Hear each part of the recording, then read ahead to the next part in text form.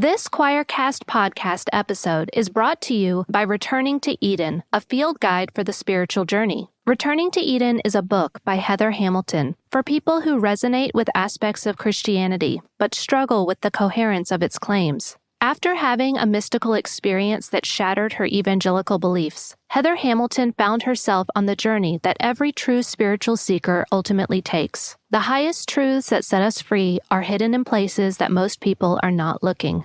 Returning to Eden re-examines the Bible stories of childhood and opens them up as symbolic maps into the inner world. Stories like Jonah and the whale, the parting of the Red Sea, Noah's Ark, and the virgin birth are illuminated with penetrating depth and intellectual integrity. Faith is no longer a white-knuckled grip on implausible beliefs, but a relaxation into a deep inner knowing.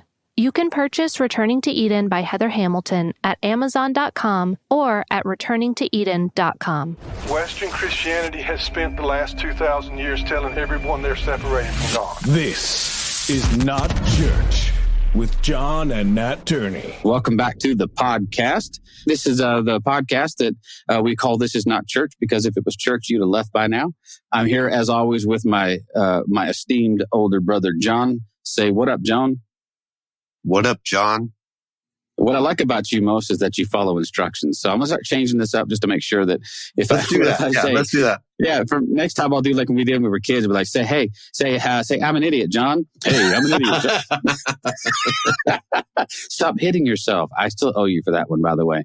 But here we are. We have a cool guest with us today. I'm going to read something about her real quick, and then we're just going to jump, as we always do, head first into wherever the conversation takes us. So Heather Hamilton is here today. Let me see if I can read the words that I'm supposed to read. I'm going to turn this around the other way. Maybe that'll help me get them. All right, here we go. All right. So after leaving a mystical experience that upended her traditional evangelical beliefs, Heather Hamilton reluctantly found herself in this place. I'm so sorry. There's a part before that I should have read, John. Let me read the stuff in bold print. So here's how funny this is. I read the stuff in small print, but ignored the stuff I could read. Anyway, the stuff in bold print. This is from the back of her book, by the way. It says, do you resonate with aspects of Christianity, but struggle with the coherence of its claims? After leaving a mystical experience that upheld her traditional evangelical beliefs, Heather Hamilton reluctantly found herself in this place. Her seeking led to the most unexpected insights. Returning to Eden is a field guide for the journey that every true spiritual seeker ultimately takes. The highest truths that set us free are hidden in places that most people are not looking. Returning to Eden re-examines the Bible stories of childhood and opens them up as symbolic maps into the inner world. Stories like Jonah and the whale, the parting of the Red Sea, Noah's Ark, and the virgin birth are illuminated with penetrating depth and intellectual integrity. Faith is no longer a white-knuckled grip on implausible beliefs, but a relation into a deep inner knowing. You may be surprised to find yourself reinvigorated and enlightened by stories you thought were you knew inside and out. Returning to Eden has the potential to cultivate a renaissance of wonder and curiosity for anyone from the most seasoned Christians to the most committed atheists and everyone in between. I'm going to stop reading now. You're close. You're so close. I guarantee that. I'm like, let me just say this before we get started. I actually can read, even at like a high school level. But I'm 51 now, and my eyes have begun to fail, and I guess my memory too, because I'm always misplacing my reading glasses. So for a guy who had 20/20 vision his entire life, it's a hard habit to get into. So, and that sounds like a first world problem, I know. But welcome to the podcast, Heather. How are you? Thank you. I'm so good. Thank you for having me. This is fun. Thank you for coming, and thank you for being so flexible. You're a member of the Quoir family, so we give Quoir props to Quoir folks. Yes. John and I are, as you already know, we're very connected with Quoir, and we're super happy to be part of the family as well. But let's talk about your just a little bit about your background. That the back of your book doesn't reveal a ton about your journey. And offline, we were talking about how maybe 4.5 years ago or so, you kind of had this abrupt awakening. So talk us through that. Yeah. So before we started recording, we were talking about some mutual authors and spiritual teachers that we both kind of follow and admire. And it sounded like you had been familiar with them for a long time. And I was like, I feel like I was like a newcomer But basically, long story short, about 4.5 years ago, it was just, from the time I was a child till then, like all evangelicalism, just, probably similar to y'all, like just really, that was the whole ecosystem, my whole universe, all the relationships. My husband was like the music director at this very large megachurch at the time. And so the long story short is we had just had like our third kid, and I kind of spontaneously and very quickly like had just some major revelations like about my life. And it was sort of like you're talking about like not being able to see. It was like putting glasses on for the first time, but like this existential thing where I just got a really clear and crisp picture of, my life. And up until then, it maybe kind of seemed like this kind of scattered puzzle pieces that had not fit together. And all of a sudden it was like, bam, it all just came into focus very quickly. And so this basically caused me to have like an abrupt, like nervous breakdown, identity crisis, which like spiraled into like what I was like quite literally hell to me. And that was part of like my deconstruction journey, was realizing, I'm in psychological, like, I think that this is it. And so very quickly going like, this is not a place of eternal conscious torment.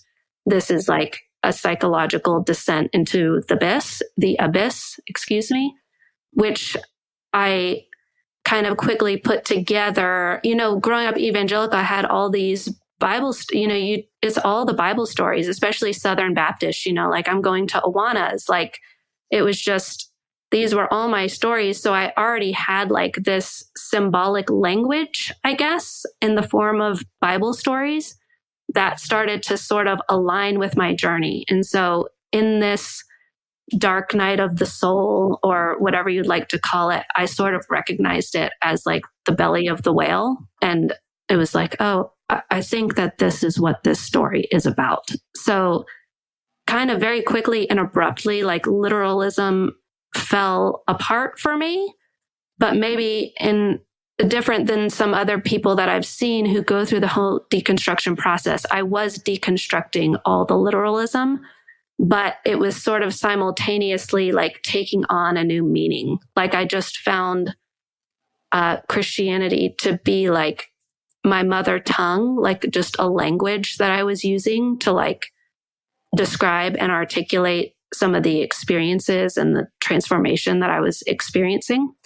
And through that process, I felt very like free from just speaking this one language. So I was like exploring other traditions as well, and kind of learning new languages to kind of describe the same thing. Like I would be speaking with people who, came from like a Hindu background or something like that. And it's like, they'd be describing something, and I'm like, you're talking about the same thing that I'm talking about. We're just using different languages and metaphors to speak about it. Anyway, yeah, that was kind of the inspiration of this book, was to kind of help people. And I really like wrote it for people in like that evangelical mindset, like a kind of methodical walking from like A to Z, to like not feel like it's just like literalism or bust, like Jonah literally got swallowed by a whale or nothing, like, or this story is pointless. I'm like, I think that it has a deeper psychological meaning, which can actually be really like therapeutic and beneficial to you. And you already have this language, Yeah, for sure.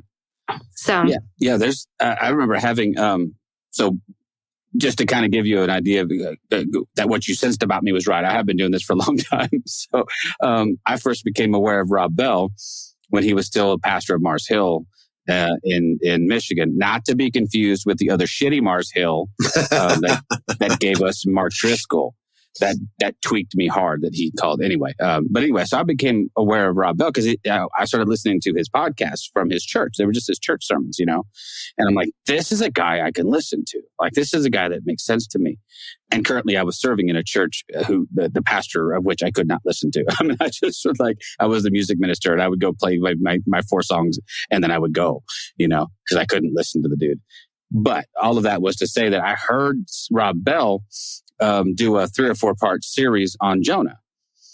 And he brought stuff into that story that I'm like, it never once crossed my mind because it was always ever taught to us as a number one, a children's story, which is a horrifying children's story. Yeah. Most of them are. Yeah. like genocide of the whole world, you know? Why do we have pictures of animals, who are apparently, witnessing the deaths of humanity, just colorfully painted on our children's nurseries? But so that would be my first question to you. Like he would say, and he did come back and say this again when he wrote his book, What is the Bible? Was essentially, and I'm paraphrasing, but he would say essentially, if the most important thing to you about the story of Jonah is whether or not he got literally swallowed by a literal fish, then I'm already bored. Like that's the least interesting. It's the most maybe fantastical part, but it's the least interesting part of that story. And then he goes into there's all kinds of stuff in there about the psychology of Jonah and what is his issue and why about enemy love and about forgiveness and this thirst for retribution and retaliation that God seems to be mediating somehow. Way more interesting, right? So as you approach a story like that, what's your approach to kind of plumb the depths of that? Yeah. So I think, at first, like for me, it was like this relief about like, oh, I don't have to do this cognitive dissonance thing where right?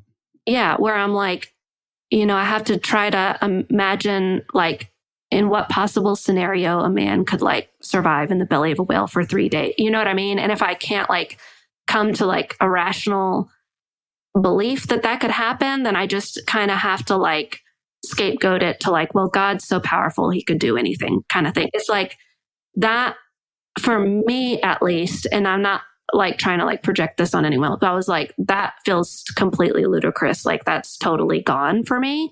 And like you said, like when that's what like we're arguing about, I get totally bored with it because what I ended up discovering about like, mythology, and this is like a universal thing, is, for instance, universally in myths all over the world, in different religions and different cultures, the unconscious mind is represented by water. And so, in the story of Jonah and the whale, you see Jonah's like resistance to the water.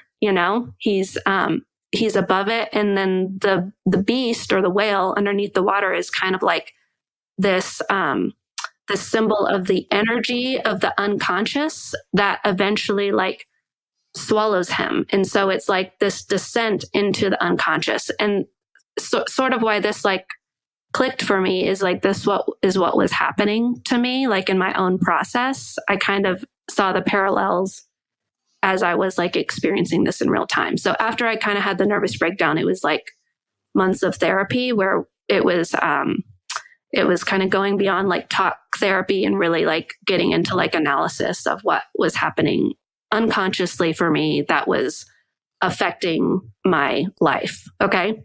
So as I started to like delve into my own like own belly of the whale or whatever, it's basically, kind of the symbolism in that picture is being swallowed by the unconscious and then kind of learning to tame that energy so that it's not creating all this neurosis in your like outside life. So we see that with Jonah. It's like with him avoiding what's underneath the water for him to deal with, there's like this shitstorm happening, Yeah, and for so sure. And so I could see that in my own life, like, oh, there's this drama and these same kind of things that are getting whipped up in my life all the time. And anyways, it wasn't until I went like and explored what was happening underneath the surface that like I was able to bring like some peace and equanimity to myself, which either like calmed some situations or just gave me the awareness to be like, I don't want to be a part of that anymore. I'm going to like step away. So anyways, so we have like this, going back to the story, we have this picture of the old man being swallowed. And then it's like, what happens in the belly? That's where things get broken down and digested. And that old energy is like literally like metabolized and used to create something new. And so then Jonah is like spit back onto the surface, which, is a symbolic of like re-entering the ordinary world. And so you've basically like tamed the beast, captured its power, and now you're able to like use that energy and like bring it forth into your life. So that was kind of the wisdom of that story for me. And when I saw it there, I could just not like unsee this in all the Bible stories. I'm like, I think this is basically what it's about, Well, there's so much about that story that it's weird to me because, you mentioned sort of the binary of biblical literalism, right? Which as evangelicals, we were certainly, that was the model that was given to us was this is, it's either literally all true or none of it can be trusted. And so, but I always, but there are certain stories that to me sound like either mythology, and I don't mean that in the pejorative, right? That's the one thing that'll get you into trouble with evangelicals, because they automatically assume that mythology means lie. Right. And I talk about that in the book. That's actually been a tricky part about like doing podcasts and just kind of speaking openly about it, because like I didn't even put that word on the cover or the back of the book because it's so triggering. It's tricky. Yeah, it does. And it actually, I talk about in my book that I actually got in trouble at a church I was on staff at because I quoted C.S. Lewis, who spoke of the Bible in a letter to, I forget I have it cited in the book, but essentially talking about the Bible being the Word of God. And he makes a reference in that quote to discerning between what we see in the Bible as either mythology or something else. And then he caveats that very quickly with not to be confused with other mythologies, but a certain mythology chosen by God to convey some truths. And I'm like, and even that wasn't enough to get me off the hook with these folks. They were mad that I had ever used the word mythology in association with the Bible at all. But all of that being said, so fine, okay, don't call it mythology, call it a parable. And to me, the story of Jonah, and I don't want to fix it on just one story, but the story of Jonah seems very much like a parable to me, in that it's devoid of a ton of detail, which parables tend to be. It's really not a very long story. And for one of the things that Rob Bell pointed out in his sermon, it has stuck with me forever was like, he's like, prophets usually couldn't be shut up. Mm-hmm. And when Jonah goes to give his prophecy to the people of Nineveh, he says like 6 words and then he leaves. It's like, this is the least verbose prophet in humanity, in human history. But, and then there's a lot of times when parables leave unresolved, right? The parable of the prodigal son does not resolve at the end. We don't know. Does the older brother come into the party? Does he ever? It just leaves. And the story of Jonah ends, I think, to me in similar fashion. He just sort of, he's like pouting under a tree. Yeah, he's just dejected and borderline suicidal. And he's like, is that part of the I guess part of the impetus for the book, or part of the reason for it, to maybe pull us away from those binaries, give us an opportunity to look at the biblical text in a way that does not require us to go, calculate the physics of whale digestion and figure out if that's possible. Yeah. Well, I mean, I think that I can really look back and say, like, I felt like certain, like, it wasn't that I wasn't taking the Bible serious. Like, I felt like these mandates from God in my life. Like, it's like, I have to do certain things, it wasn't even just like, I have to like play by the rules and, not sin or whatever. It was like, I would feel like God told me to do something and then I like had to do it, So it was like, I was taking it all like that seriously, but I can look back now and just be like, most of these stories like did nothing for me. Like, they weren't in my awareness. I wasn't thinking about these characters very much. You know what I mean? Until I started to see them as like maps for my own psychological development. And all of a sudden it was like, when I realized like, oh, the belly is this metaphor, something that we call hell. Like, I even went back and like started reading the stories, and it says like Jonah, it says, out of the belly of hell I cried. And so he's saying, I'm in hell. And then we see in Psalm 139, it's like, I go up to the heavens, you're there. If I make my bed in hell, you're there. And then we see Jesus saying like, you know, just as Jonah was in the belly of the whale for 3 days, like the Son of Man will be in the heart of the earth for 3 days. You're going to see the sign of Jonah. It's like all these things are pointing like to the same pattern. And so once I saw that and I was able to like accurately put myself on the map, suddenly was like, oh, I know my location now, you know, like this isn't an emergency anymore. This is something I'm awake. I feel alive now. I feel like I'm on the adventure for the first time. And I actually have like these maps that are giving me like the courage to walk the journey. I mean, even like in writing this book and like speaking openly like this, I'm like, this could get me, like, people might not react very well to this. You know what I mean? Let me assuage your fears on that. They absolutely will not react well. I guess I didn't assuage, but confirm your fears. Yeah. Fears. Well, and what's funny though is I was like, you know, I've resonated with the Jonah thing, and it's just like I didn't go looking for that. Like I didn't go looking for this book. I didn't like sit around thinking about it. It was like it inserted itself into my awareness. And all of a sudden I was like, I have this message, I guess, like that I'm supposed to go. And it's like, even as I was avoiding writing this book, and I really did, like, I was like, what do I do with this wisdom or illumination that I have? And it was like, maybe I'll try this. And like, you know, maybe I'll try to go back to school and like become a therapist or something like this. And like these doors just kept slamming shut, like so hard. It was like reverberating, you know, like, no, you're not doing that. And like, I basically just found myself with like the only thing left to do here is to write this book.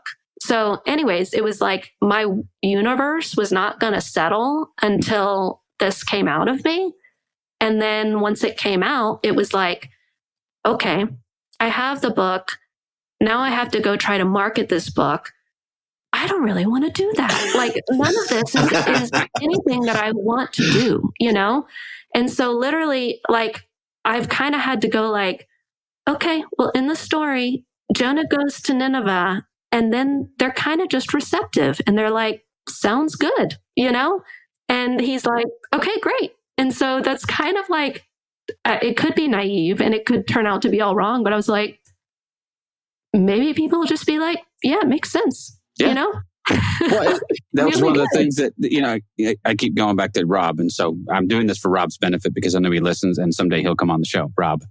No, but that was one of the things that was so the best part of that story for him was the fact that Jonah, in his reluctance to see those people come to repent, he didn't want them to repent. He was praying that God would not. So he's already mad that God's too patient. He's too gracious. He's too whatever. He spits out this little bullshit prophecy, you know, repent or else, peace out, drops the mic and leaves. And then they're all like, you know what? He's right. Yeah. Well, I guess we should repent. And they all go, where's that? But the interesting thing that you brought up, a couple things. Number one, to me, the parallel is interesting that you didn't want to write the book, but the book kind of hijacked you and began to digest you until it spat you out in a book. So there you go. You are Jonah. I think that's an interesting parallel. But the other thing that you mentioned and then I'm going to let John get a word in edgewise, but because sometimes I do this, but when we take these stories and we flatten them out and we literalize them, right? And we end up with a Ken Ham or somebody out there building the next theme park, which would be a giant whale you can pass through his intestinal tract, and he can prove to you that somehow this is all possible while he's distracted from the fucking point. What is your takeaway from a story like that when it's just been reduced to its most absurd parts and just becomes a story of God wiping out people in a flood? The lesson from Noah then is don't be bad. Thanks. Awesome story. Appreciate that. What is a story from Jonah? Obey God or you'll get swallowed up by fish. All of these stories become less than unhelpful. They actually present, and then they do the damage of presenting an image of a God who is both capricious, mercurial, and violent, right? You have all these things that are happening. My wife is calling in the middle of all this. Baby, I'm on the podcast.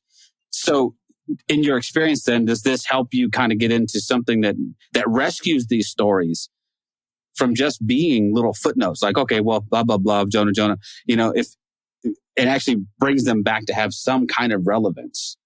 Yes, absolutely. I'm really, like I kind of mentioned before, it almost felt like if you like spoke English your whole life and then suddenly, I don't know, I'm not exactly sure how to like make this a parallel, but just decided, like English had been, a tool for oppression or whatever. You had all these problems with it. And then you decided like, I can't speak English anymore. I have to go learn a new language. And so to me, it was just looking at things like this. These are just languages, and it feels really difficult for me, even as I was like exploring other traditions and finding all the parallels. I value communication so much. It was just like all the metaphors were just already baked into me, So I'm like, why would I leave my mother tongue and go try to learn a completely new language?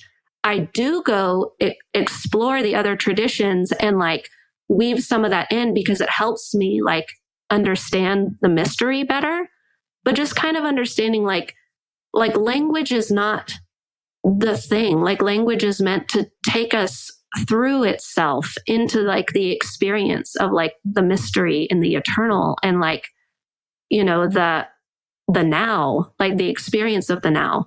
And so like language is just a portal. And so I kind of see like religions that way. It's like, these are different languages with different symbols and metaphors that are, their purpose is to like take us through them, Yeah, like for sure. When I travel like through the tradition of Christianity, like I don't come out the other end like just thinking about Christianity. Like I have like this collision with like the eternal mystery of all of it, but then I can use it. So anyways, basically like as I was deconstructing, I kind of just noticed how everyone sort of felt like they had to abandon their mother tongue. And I'm like, we have a treasure trove of language right here. You know what I mean? And in understanding it as language and mythology, it kind of like sort of quickly healed all the triggering things I felt about it. Because like you said, it was like when the argument is just like, is this literal or is this not? Or is like God this angry Zeus man in the sky, or does he not exist or whatever? It's like when all those kind of like flattened images, when I came to a better explanation of them, all of a sudden it was like I was like learning this for the first time. So I just kind of stopped thinking about all the other stuff, if that makes sense. No, absolutely.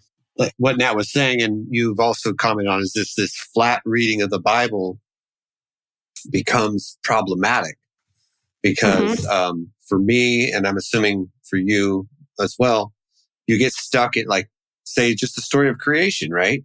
So there's so many questions that come up. And for me, this was decades ago, these questions came up as, you hear the story of creation, dinosaurs don't fit into that story, right? Because they don't exist within the Bible. So that creates questions. You ask these questions.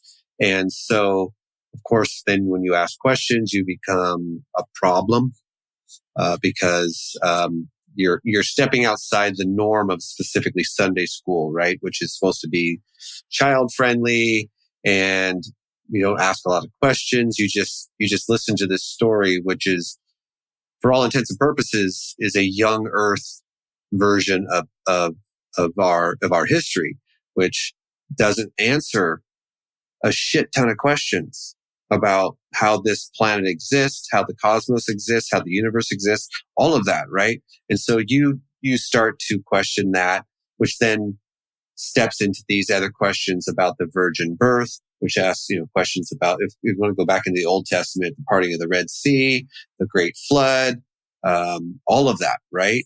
The Tower of Babel. What does that really mean? And it takes away the nuance of the story and creates this flat reading of a historical moment, which may or may not have happened at all.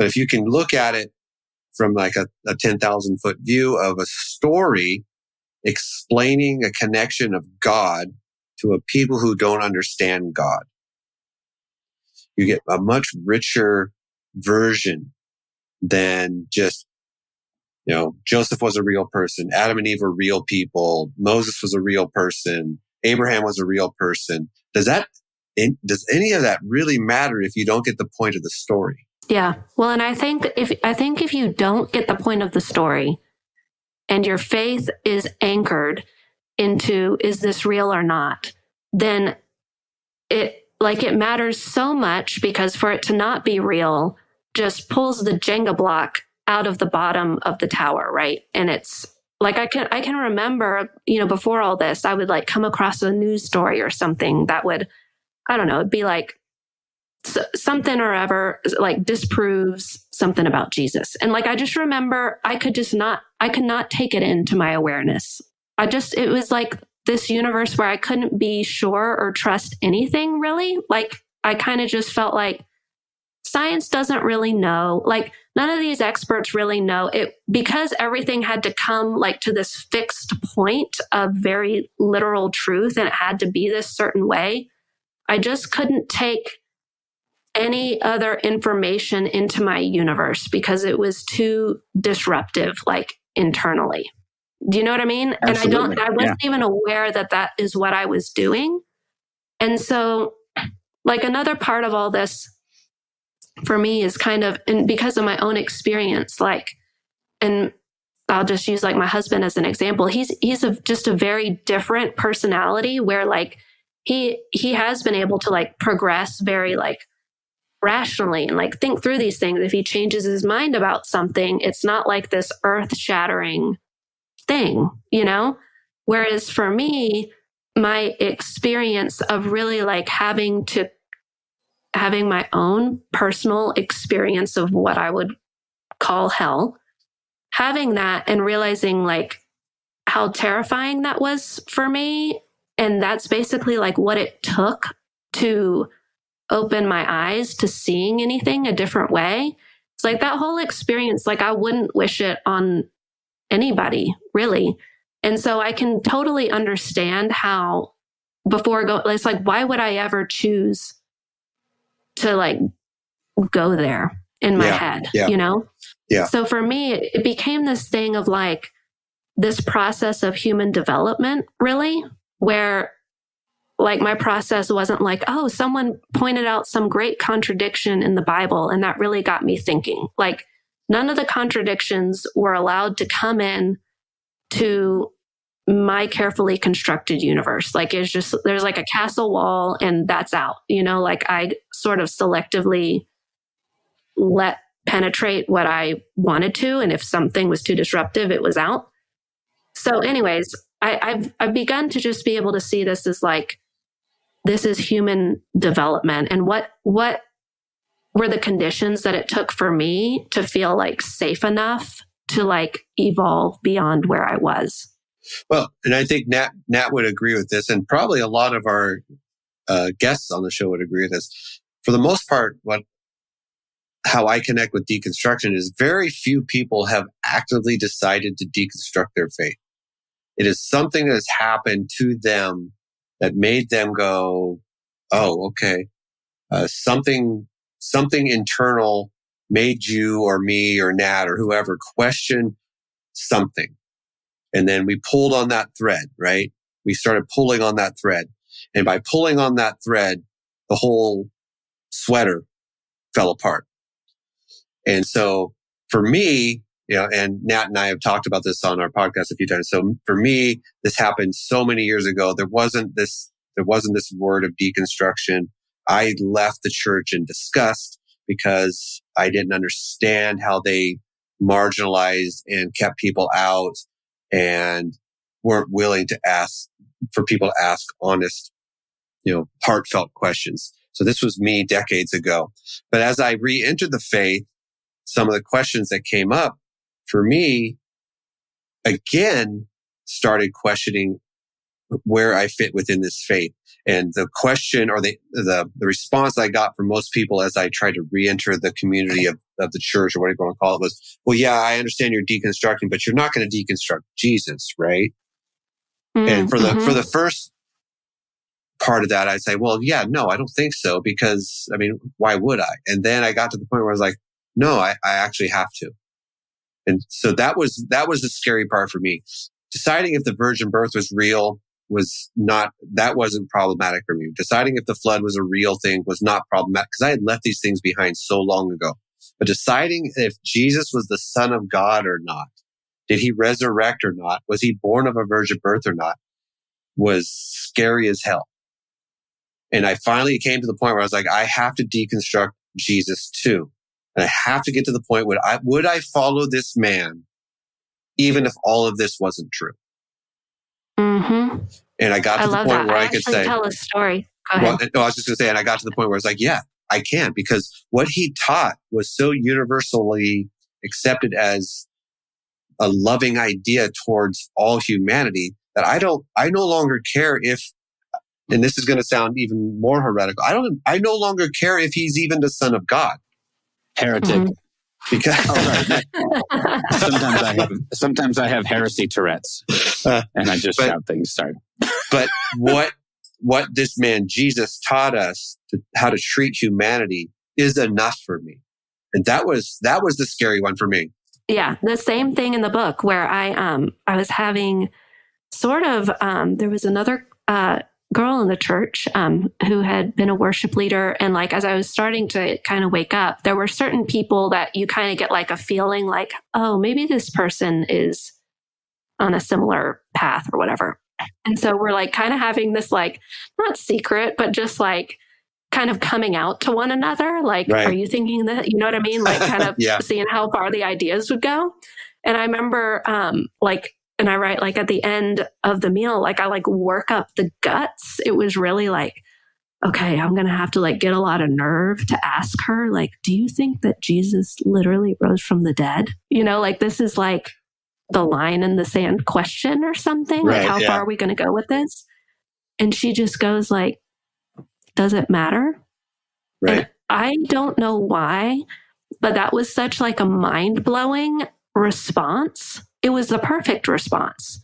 And it was like, no, I don't have to spend any more energy like analyzing this, because I talk about in this book, like myth is Joseph Campbell. I don't know if y'all are familiar with who he is, but yes. He really like brought mythology to like pop culture and kind of popularized it, like starting in the 80s. He's like, myth is like the penultimate truth. Like, it's like as far as you can go right before you get to the truth. Like it like releases you into it. And that is like Jesus's life is like a living myth. Like everything, even the symbolism of the cross, like if you stare at that long enough, it's like you have this horizontal and vertical plane that are intersecting. Like everything on the physical earthly plane like intersects with this spiritual dimension. And that is like, it's like the anatomy of the universe, like is kind of summed up in that symbol. And then you have like this man like suffering on this cross. And it's like the portal, the key to like life is to like let your suffering transform you somehow. You know, it's like this affirmation that like this suffering is a part of reality, and like, you know, kind of putting aside this, I think we can all agree, like we have like some unnecessary suffering that we have, like injustices and all this. But even like all that aside, just life itself, like the Buddha said, like is suffering, like you can't escape it, you know? So even if it's like, maybe I haven't, and this was a huge thing in Christianity. It was like, you know, Jesus suffered more than anybody. So therefore, like, I don't need to complain about mine. It was kind of this thing. And what ends up happening is like, no one can like really look at their suffering squarely and take it into themselves and like actually let the energy of that like transform them into something higher. And anyway, so we just like, we see sort of the key to like life and transformation and like what to do with your suffering summed up in this picture of like this bleeding man on the cross. And like just the archetype of that was it is like such a profound truth for my life and my experiences that I'm like, that's more real to me than like a literal event. You know what I mean? Well, so in the way that you're describing it, then the reality of that is way more important than the literalness of that, right? Yes. Right. And so as you're talking through that, I'm thinking about how this image of Christ upon the cross has captured the imagination of people Dali has, painted these amazing, these paintings, and it's captivating. And then when we reduce all of that down to a formula that says God died on the cross because you were bad, and we take all of that beauty out of it, right? Everything you talked about with the geometry of the cross, even, and all of that stuff that resonates and sort of steers us towards these larger truths, gets reduced into a tit for tat retaliatory event by God so that he could beat the hell out of somebody unjustly so that we wouldn't have to. That was supposed to, by the way, comfort me as a kid. You're right. Listen, you were really bad, and Jesus really had every right to send you into the fiery pits forever. But God punished him instead. First of all, instead, God has to beat up your brother John over here. Right.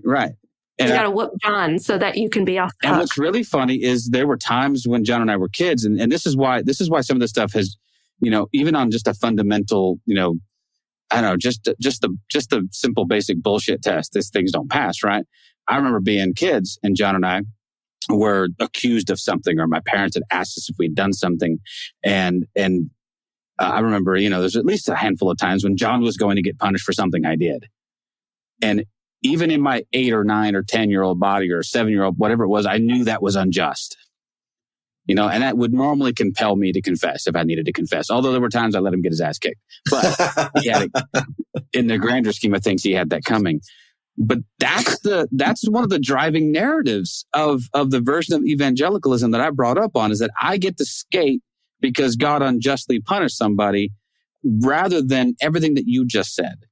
Mm-hmm. Which is this. But it ends up being the exact opposite. And I hit on this in the book, where we treat Jesus like he did it, so I don't have to. He suffered, and so now I'm off the hook. And the truth is it's no, follow me. Like, get up from the foot of the cross and get on your cross and turn around and figure out each person has to discover, what is my cross to bear in life? And I kind of play around with this idea of if I'm trying to follow Jesus, something that we see about him is this consent to his incarnation. We kind of have this idea that he sees how his whole life is going to play out before he agrees to come. And then it's this big sacrifice to even come here and go through the whole thing to his death and everything. And I'm if I take following Jesus, to the extreme, when I would start to be in these, it might have been some real victimization that I experienced, or some real suffering. But when I would start to wallow in this, this isn't fair, or I shouldn't complain about it, or, whatever, it was I had this mindset of what if I agreed to this before I got here?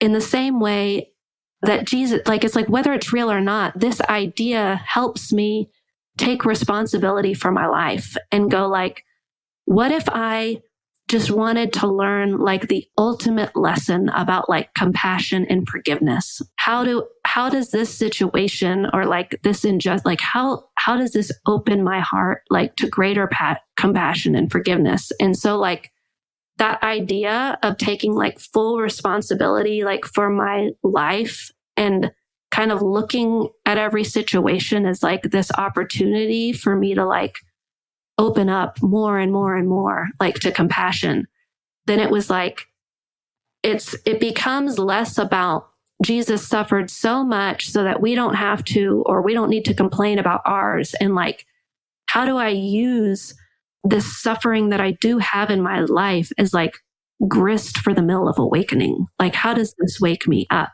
You know? Yeah. And rather than,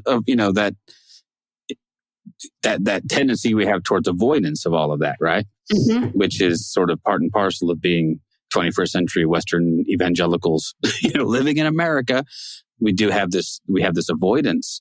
And then sort of on the polar opposite side of that, maybe some traditions who seem to seek out suffering so that they can prove their devotion to God. Somewhere in the middle lies the reality that, I think it was what was the guy's name from The Princess Bride? Wesley. I think it was Wesley who said it best. He said, life is pain, which I'm sure is a paraphrase of the Buddha. Life is pain, and as he finished on, he said, anyone who tells you differently is selling you something. So I like the question that you asked and that you posed and all this. Okay, what is there in this for me? And like you said, this is not to negate unjust suffering or inordinate amount. There are people in this life who suffer inordinately. There are people whose lives are unnecessarily difficult. And that's not the kind of suffering that we're talking about, right? In those places where we can step in, we should step in. But just in the normal day-to-day, life is pain. There's no way around it. The lessons of the evangelical church for me stopped working in assuaging any of that or ameliorating any of that. It never did fix it. It just did what you just mentioned, which was, well, there's nothing compared to Jesus' suffering. You're okay, and it just minimized it. So somewhere in the middle there, I think is this healthy place of understanding that we can't avoid it. It's part of being human. The question is, I guess, like you said, what do we do with it, right? And I think the Bible stories, if they serve us at all, and I think they do, I think they serve us in that way. What does Job learn from his story of unjust, inordinate suffering, by the way, and being cast as a villain in his own story when all he did was, have the temerity to get involved in a pissing contest between God and the devil. Okay, if we can get beyond that part of it, there's something in there for me, right? I hope. Otherwise, what's the point of it all? Yeah, there's you're talking about my book, but I'm going to recommend another book real quick. I've been reading this book called I think Man's Search for Meaning by Viktor Frankl. Do y'all know who he is? I'm aware of Viktor Frankl. I don't think I've read that book. Yeah. Okay. Well, basically, so he's a Holocaust survivor and was in maybe several different camps, including Auschwitz. But he was a psychologist. And so, he's living out this experience, but also kind of observing the psychology of people who were in the camp. And he has this idea of becoming worthy of your suffering. And he kind of, has this profound statement in the book where he's the human being is capable of building the gas chambers and is also capable of walking into them with the Lord's Prayer on his lips. And he was kind of talking about how he saw the worst of how humans can devolve into these animalistic behaviors under the pressure of suffering. And then also how he saw, some people, as he would say, become worthy of their suffering and just become these spiritual giants, where it was all of it, all of reality was kind of yielded to. And even in the midst of all of that, being able to feel saturated in beauty and peace, even in the midst of just unthinkable suffering. And I feel that is kind of, or it is what Jesus represents. It's this picture of all these people, if you want to say the whole world, projecting all their pain into him, as the scapegoat, right? This is too much. We can't deal with this. Our nervous systems have to expel this from our body. So we're literally throwing it up at you on the cross.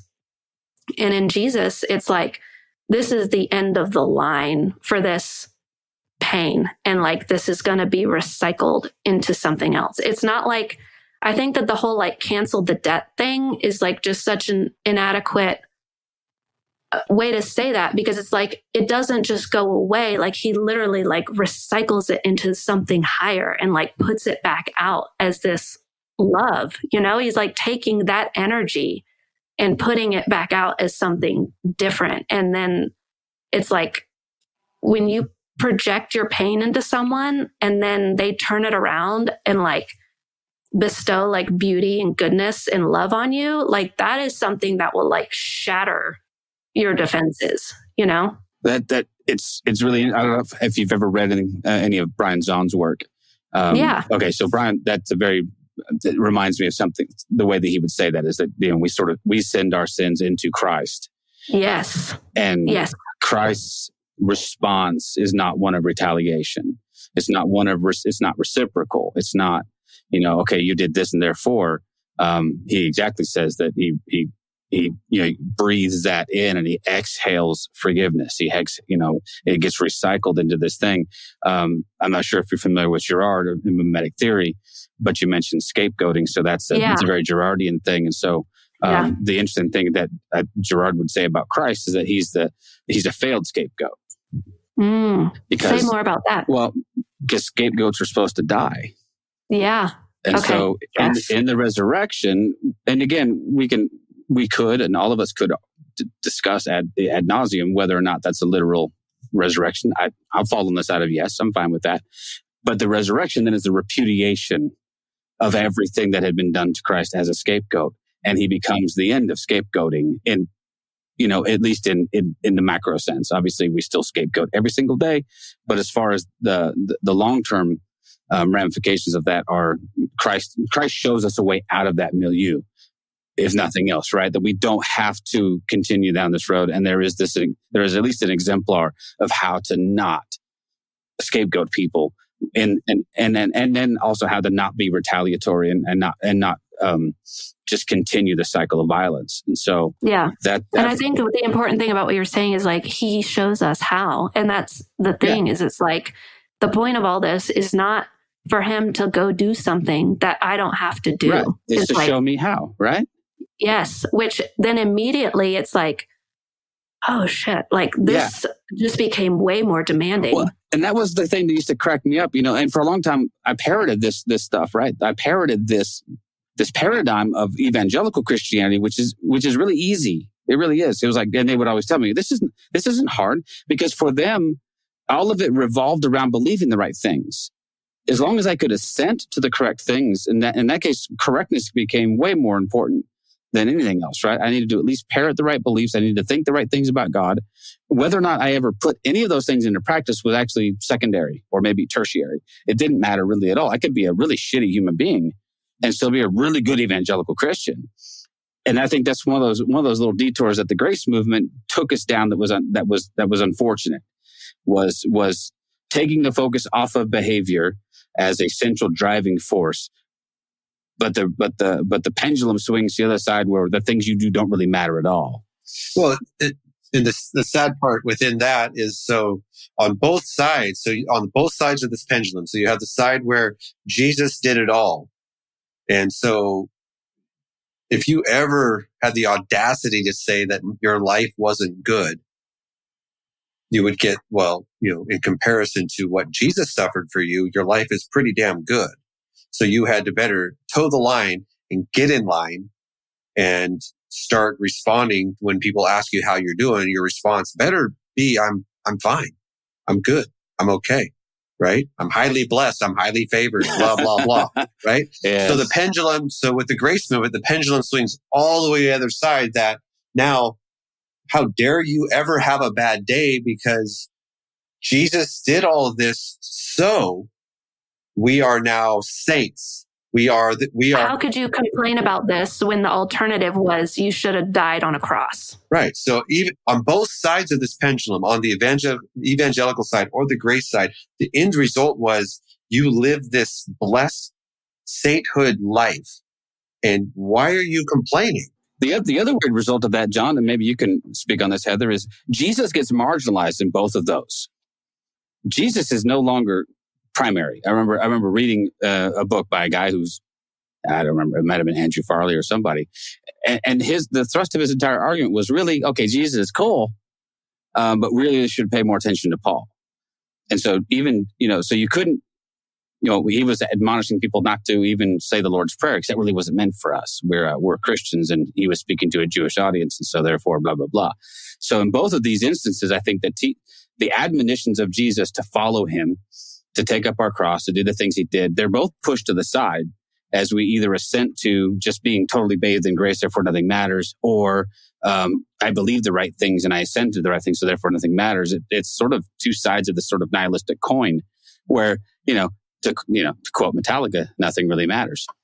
Yeah. I brought it full circle with Metallica. Go ahead. There you go. What was interesting that I kind of just remembered as both of y'all were talking was one, and I mentioned this as well in the book, like how it seems so easy. Like it's just so easy, this little formula, like you did the bad things, but God sent Jesus to pay it all. And like, you just have to believe this and accept this. And like, boom, that's all that grace requires of you. That's it. Like that's it. And it was like, it's so simple. But as a child, it then became this obsessive thing about like, how sincere am I about this? Oh my gosh, yes. Where I would play this over and over again, like, and I would, say just one more prayer, like before going to bed, just in case. Like, how could I measure the sincerity of my heart, And so it really became this obsessive thing, which in addition to that, once I kind of eventually got past that, which I was probably, and this was like years, like as a child, through being a teenager, like in youth group, was like, oh, I got to rededicate my life, kind of thing. Like I don't know how many times I got saved, but it was a lot. But so when I kind of finally started moving past that, then it became about like earning my crowns in heaven. Ooh. Where it's like, Amen. Okay, I'm in. That was the grace part.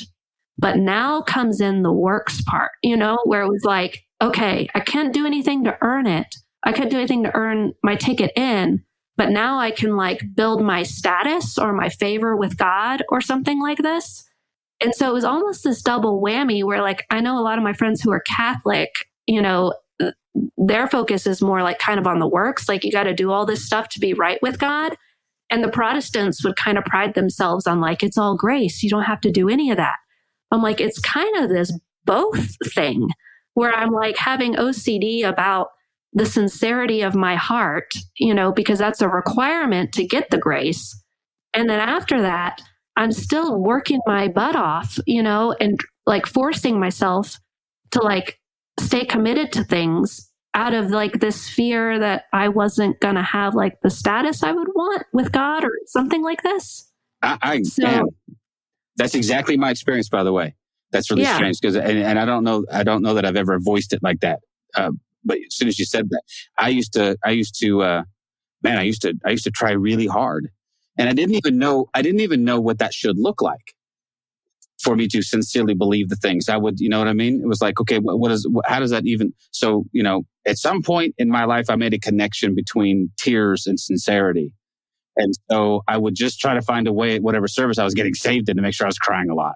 I was like, oh, okay. And all of a sudden I'm like, wow, you really meant it because you felt it because you cried. Because you're emotionally exhausted. Yeah, which had to be, I'm sure there's a psychological rabbit trail to run down there to see how that screwed me up later in life. But it served me well as a worship leader because then I knew, beyond a shadow of doubt, I know how to manipulate people with music, and it's not necessarily a bad thing to maybe manipulate's too harsh of a word, but you can certainly maneuver people, right? Yeah. Well, and I don't think that you're consciously aware. Because, like I said, my husband is a musician. Like the whole worship thing, music just moves you, man.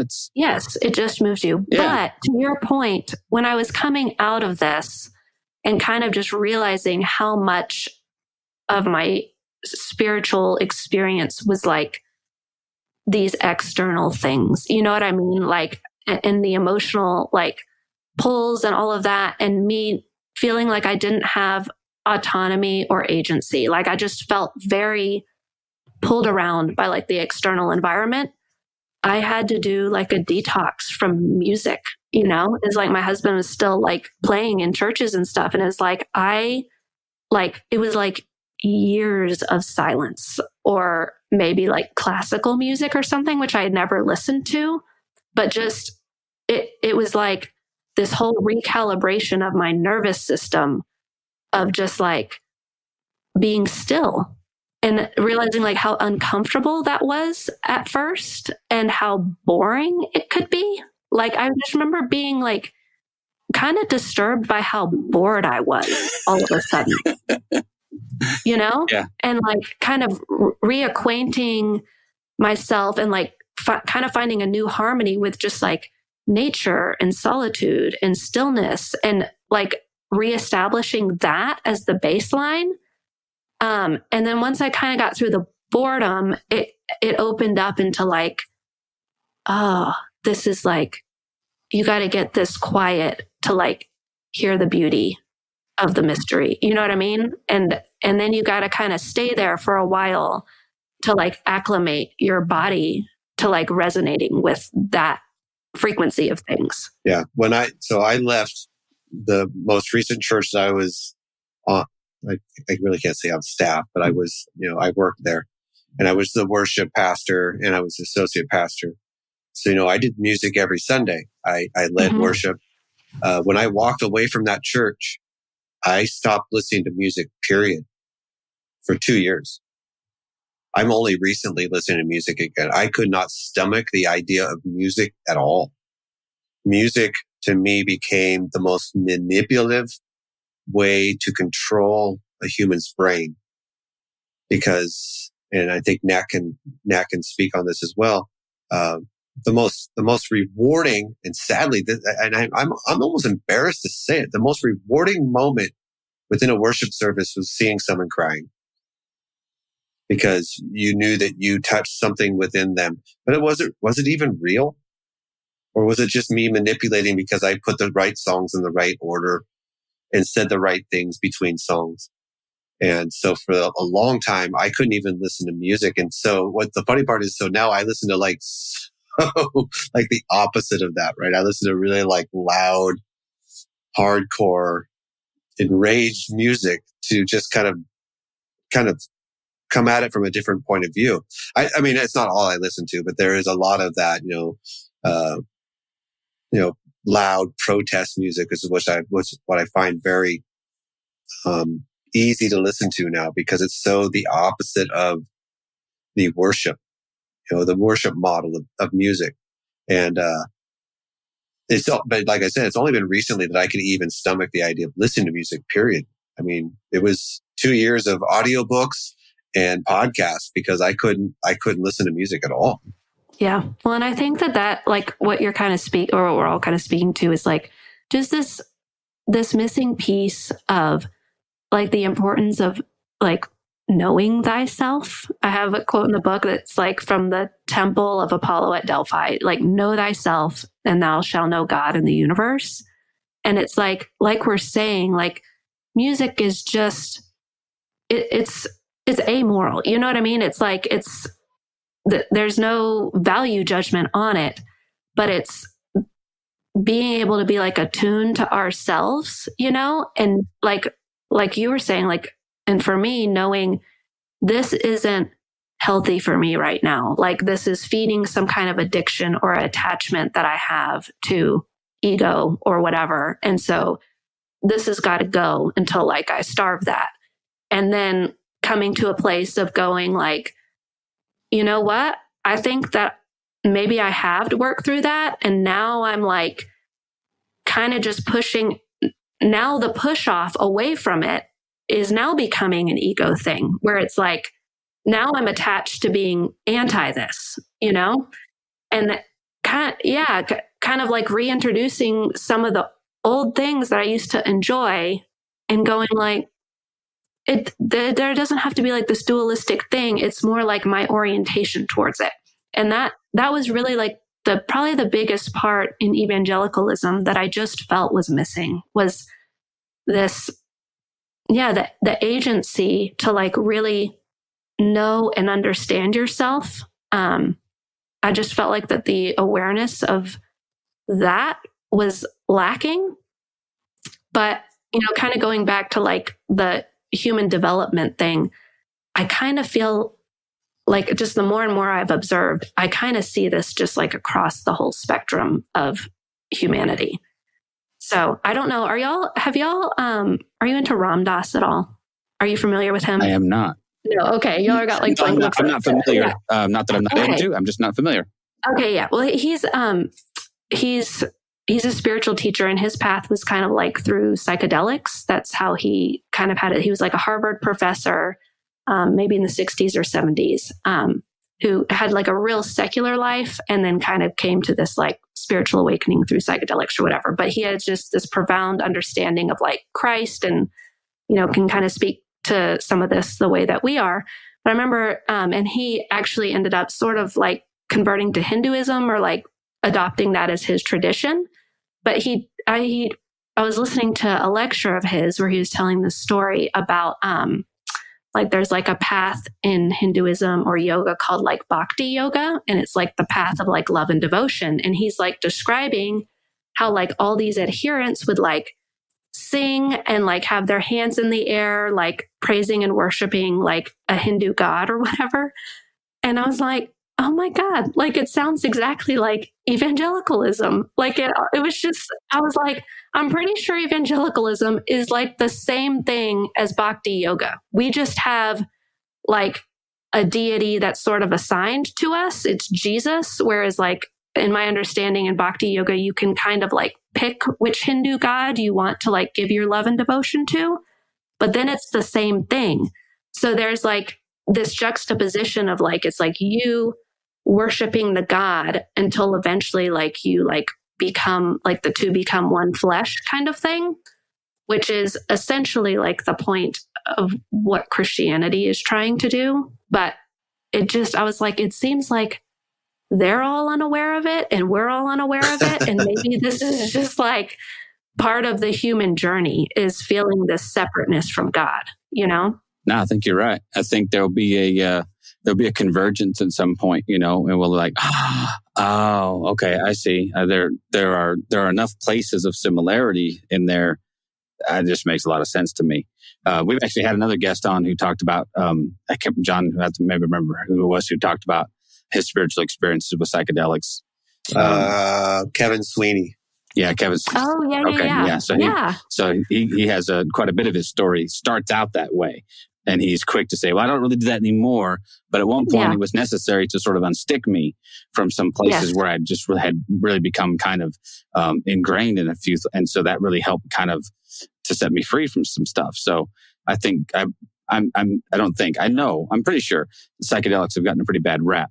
But then again, we've done the same kind of things, towards all kinds of things like, psychotherapy. And, it's like, how dare you just not commit everything to the Lord in prayer and just pray for the best. But I hate to be that guy, but we have a hard out here in a couple of minutes because we got Mr. Peter Enns coming on here pretty soon, which I'm very excited about. I'm glad I could like roll out the red carpet for Peter. I'm so glad that I'm telling you, and actually I'm not sure how familiar you are with him, but you remind me of him.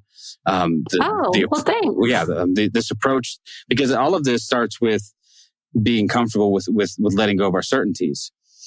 And that has a plumb line that goes, all the way back to like Thomas Merton and then onward to Richard Rohr and to others. And then obviously, even people like Marcus Borg who write, who teach us how to read the Bible more responsibly and not so binarily and literally.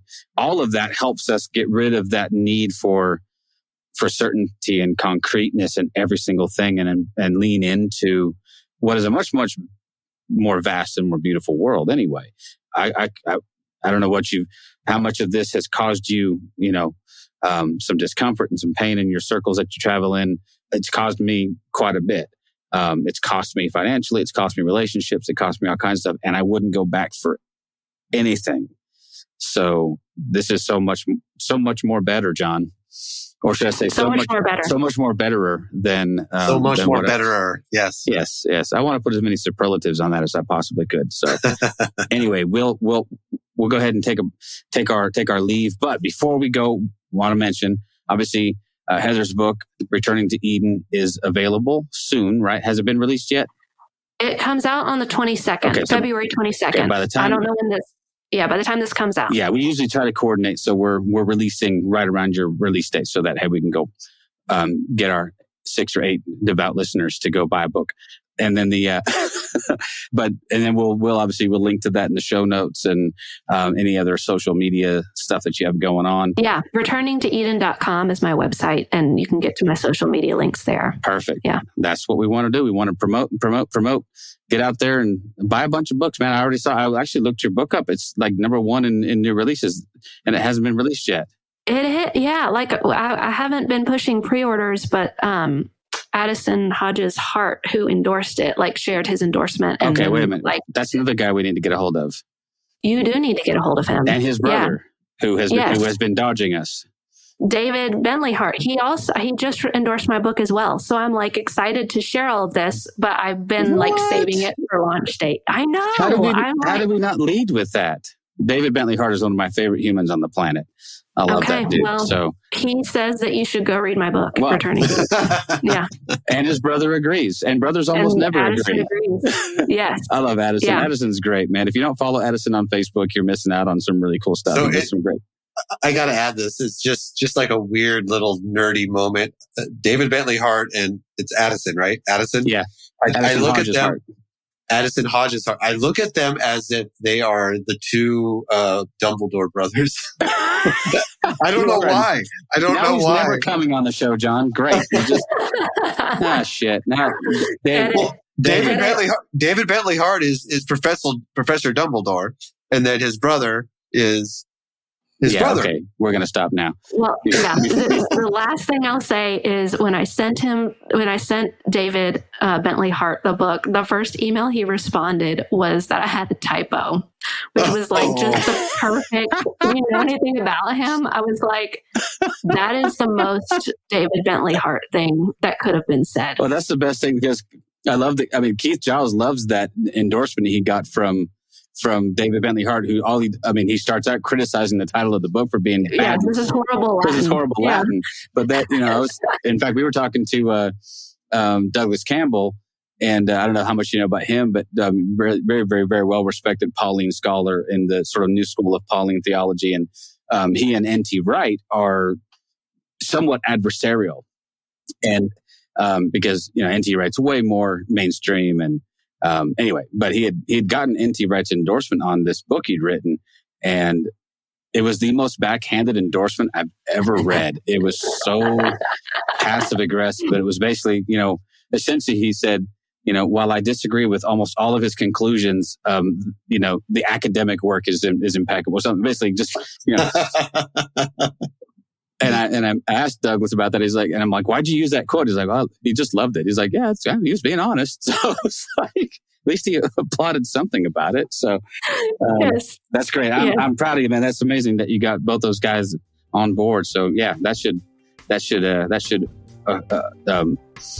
acquit you well with all of our fellow heretics, because David Bentley Hart is probably our favorite heretic. We love that guy. So Yes, I love him too. All righty. So thank you guys so much for having me. I've enjoyed this. Thank you so much for hanging out. Yeah. Anytime. I would love to do it again. Thank you for listening to This Is Not Church. Be sure to rate and review the podcast on your platform of choice. If you would like to partner with us, visit patreon.com/thisisnotchurch. where you will receive exclusive content such as early access to episodes, videos of upcoming episodes, and live Q&A sessions. Be sure to check out our Facebook group or follow us on Twitter and Instagram. All the links are in the show notes. We'll be back soon with another episode.